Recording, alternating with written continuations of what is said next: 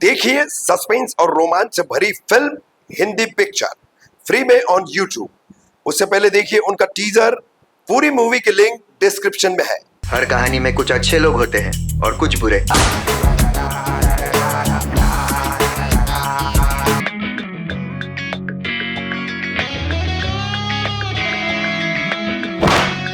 बोले ना चुप।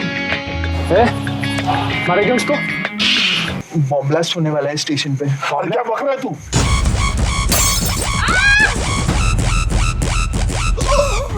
कोई फोटो, कोई कैमरा रिकॉर्डिंग? नो कोई एविडेंस? नो। वक्फ अमेंडमेंट बिल 2025 पर मोदी सरकार को सुप्रीम कोर्ट का बड़ा झटका। अगली सुनवाई तक स्टेटस को मेंटेन करने का आदेश। 5 मई को होगी अगली सुनवाई।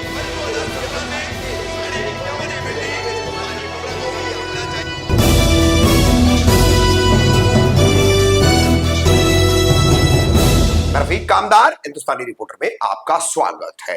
केंद्र की एनडीए की मोदी सरकार द्वारा गत 3 और 4 अप्रैल को लोकसभा राज्यसभा के दोनों सदनों में वक्फ अमेंडमेंट बिल 2025 लाकर वक्फ एक्ट 1995 अमेंडमेंट 2013 को पूरी तरह से बदलकर इन तमाम इस्लामिक उम्मते मुस्लिमा की तमाम संपत्तियों को छीनने का और उनको नेस्त नाबूद करने का जो मंसूबा था, उस पर अब सुप्रीम कोर्ट ने बड़ा झटका दिया है। 70 से ज्यादा याचिकाएं सुप्रीम कोर्ट में दायर की गई थी।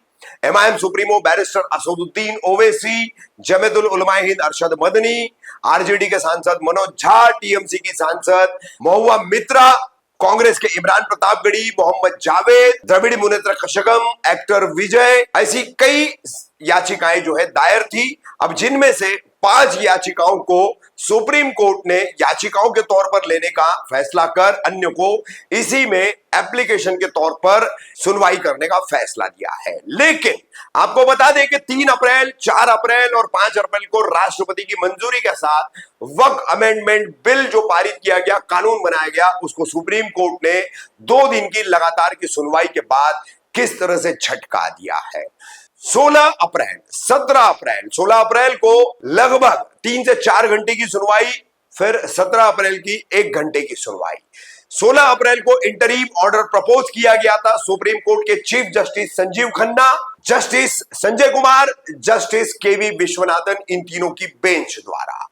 17 अप्रैल की दोपहर 2 बजे से हुई सुनवाई में आखिर में सुप्रीम कोर्ट ने जो प्रावधान या जो प्रोविजन अमेंडमेंट के तहत नया बिल ला करके किए गए हैं, उसमें सबसे पहली बात आपको बता दें कि किसी भी तरह से वक्फ बोर्ड में गैर मुस्लिमों को शामिल न किया जाए। इसके अलावा आपको बता दें कि वक्फ बाय यूजर और वक्फ बाय डीड, यानी कि 200 साल, 300 साल, 400 साल पुरानी जो संपत्तियां हैं, जिनका कोई रजिस्ट्रेशन नहीं है, उन्हें कोई भी कलेक्टर या कोई भी सरकार का नया जो कानून अमेंडमेंट के तहत लाया गया है वो डी नोटिफाई नहीं कर सकता।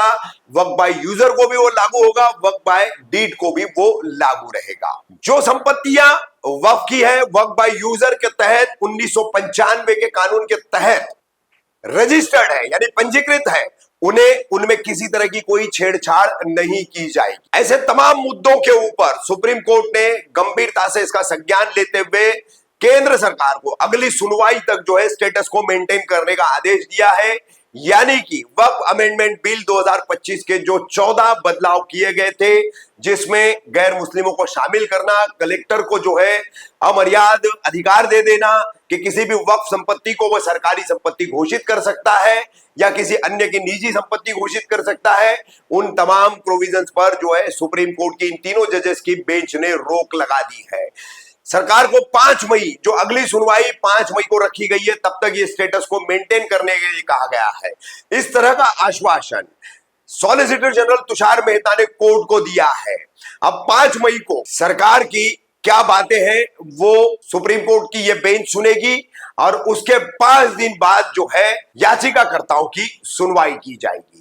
70 से ज्यादा याचिकाओं की या उससे अभी लगातार याचिकाओं की संख्या बढ़ रही है, तो उन सबको एकत्रित रूप से एक साथ सुनना संभव नहीं है।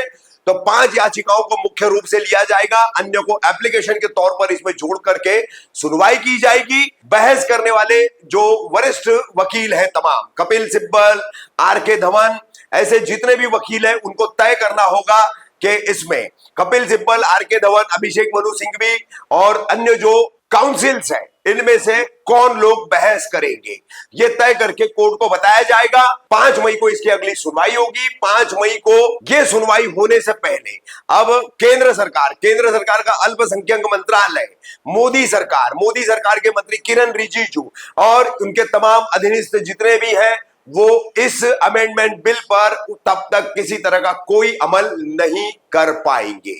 अब जो इस कानून को जो है फायदेमंद मान रहे थे तो उनके लिए CJI, chief justice of India Sanjeev Khanna ने एक बात कही है कि मानते हैं कि गड़बड़ियां हुई है, कहीं कुछ गलत हुआ है, लेकिन इसका मतलब ये नहीं है कि असल को हम छोड़ दें। तो यही हमारा भी मुद्दा है कि 25 करोड़ मुसलमानों का हक जो है 5 से 10 हजार अमानत में खयानत करने वाले चोर लोगों के लिए नहीं छोड़ा जा सकता, जिसे आज सुप्रीम कोर्ट ने जो है मुहर बंद किया है।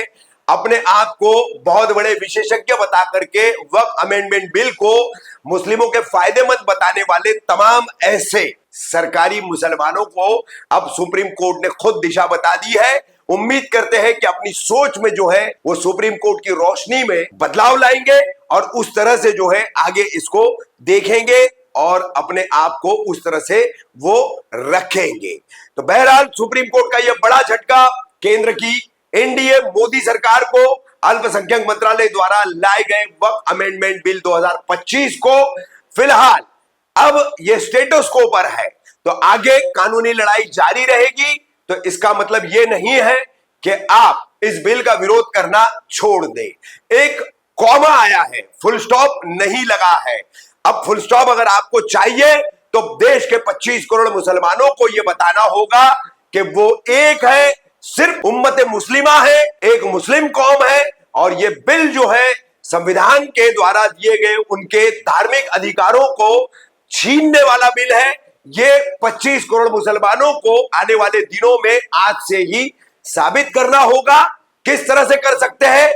24 घंटा हमने पट्टी बांधी है इस वक्फ अमेंडमेंट बिल के विरोध में, आप भी बांधिए, लाखों की करोड़ों की तादाद में बांधिए, पूरे समाज में, पूरे सरकारी कार्यालयों में, पूरे अपनी इबादत गाहों में आप बताइए कि आप इस बिल के पुरजोर खिलाफ खड़े हैं, क्योंकि यह बिल जो है आपकी धार्मिक संपत्तियों को छीनने वाला बिल है।